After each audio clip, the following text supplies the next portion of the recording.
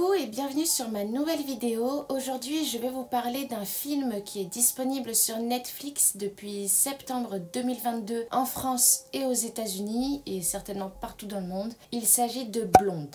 Ce film parle de la vie de Marilyn Monroe, c'est un film dramatique mais certains le qualifient plutôt de film d'horreur.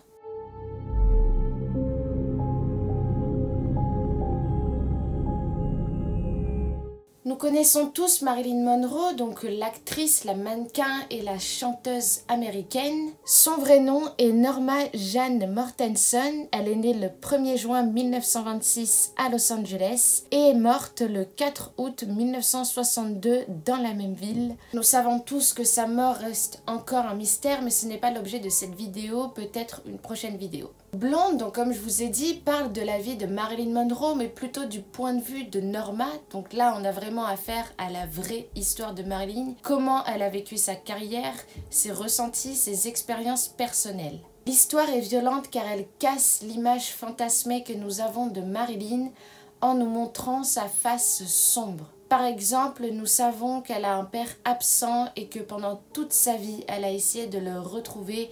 C'est même devenu une obsession pour elle. Ou encore les hommes qu'elle a pu côtoyer qui l'ont beaucoup blessée et même diminuée à une poupée sexualisée. Mais ce qui nous intéresse surtout dans cette vidéo, c'est ce qui s'est passé pendant le tournage. Ana de Armas ou Arma incarne le rôle de Marilyn Monroe dans le film. C'est une actrice cubano-espagnole qui est née le 30 avril 1988 à La Havane. Elle est persuadée que l'esprit de Marilyn Monroe s'est manifesté à plusieurs reprises pendant le tournage. C'est comme si elle avait son mot à dire et que Ana était très sensible aux énergies qui l'environnaient et comme si elle avait quelque chose à faire passer à Ana. Ces manifestations étaient semblables à ceux d'un poltergeist. Alors je vais rappeler ce qu'est un poltergeist. Donc ça vient de l'allemand et ça signifie fantôme ou entité très bruyante. Parce que quand on parle de poltergeist, c'est souvent quand il y a des cas de phénomènes paranormaux très violents. Par exemple, une porte qui se claque, un objet qui se déplace de manière violente, même un gros meuble, quand tout est retourné, la vaisselle tombe par terre. Là, on parle de poltergeist et ça se différencie d'une apparition fantomatique dite classique où c'est juste visuel ou peut-être auditif. Le poltergeist fait énormément de bruit, est très visible. Son but, c'est d'être perçu, d'être compris et d'être écouté. Globalement, Ana sent que Marilyn ou Norma était heureuse et reconnaissante que des années plus tard, on ne l'oublie pas. Mais quand elle était en colère ou que la scène qui se produisait ne lui convenait pas, elle le faisait comprendre immédiatement. Donc quand elle n'était pas en accord avec ce qui était en train de se produire, elle jetait des objets. En soi, nous ne sommes pas sûrs à 100% que ce soit Marilyn, mais tout le monde, parce que Ana était vraiment sensible à ça et elle était persuadée que c'était Marilyn. Toute l'équipe de tournage était quand même assez mal à l'aise parce qu'ils sentaient qu'il y avait une ambiance globale très gênante. Mais ça pouvait être aussi très positif parce que comme elle a dit Ana, Marilyn est quand même reconnaissante et heureuse de pouvoir encore transmettre son histoire, même malgré qu'elle soit partie.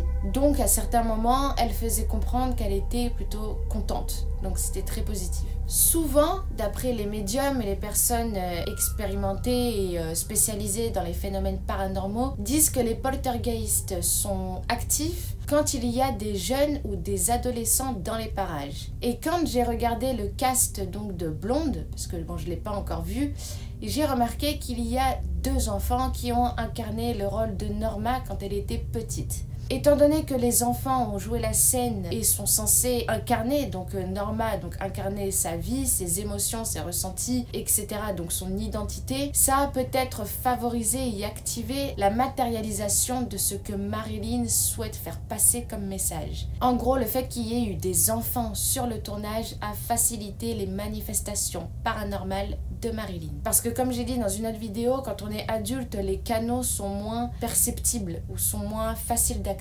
Alors je sais pas ce que tu en penses, peut-être que c'est faux, effectivement c'est peut-être une manière du film de faire le buzz, peut-être que c'est une stratégie marketing, mais encore une fois ça me saoule qu'on se serve des esprits, des entités pour faire du business et du profit. Moi je pense que Marilyn est partie d'une manière extrêmement violente, même le fait que sur Terre sa mort ne soit pas encore élucidée, ça peut empêcher son âme de partir en paix, et le fait qu'on fasse un film sur sa vie peut effectivement l'attirer, la manifester de manière consciente ou inconsciente. Je pense pas que c'est non plus l'objectif de l'équipe de tournage d'invoquer l'esprit de Marilyn, mais moi ça m'étonnerait pas qu'elle ait été vraiment attirée et donc qu'elle se soit manifestée. Ana de Armas, donc c'est comme j'ai dit une personnalité de Cuba, donc elle est cubaine, et ça m'étonnerait pas, donc j'ai pas fait de recherche sur ses croyances religieuses et spirituelles parce que c'est très personnel, mais j'aurais pu le faire. Mais peut-être qu'il y a des chances que Ana soit effectivement sensible à tout ça de base, et c'est vrai qu'en tant qu'actrice, tu vis des phénomènes paranormaux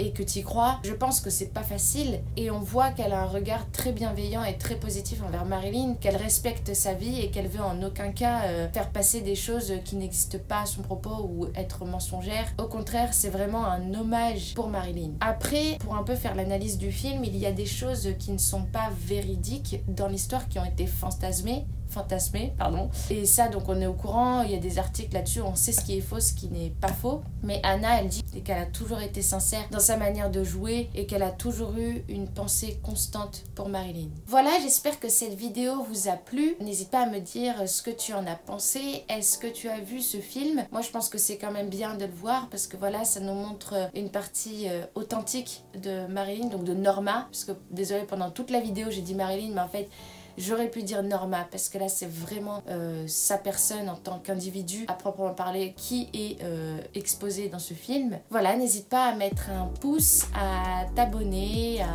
commenter, tout ce que tu veux. Ça me donnera du soutien et c'est toujours un plaisir pour moi de faire des vidéos. Je te souhaite une belle soirée, une bonne nuit, peu importe à quel moment tu regardes cette vidéo. Et à très vite. Salut!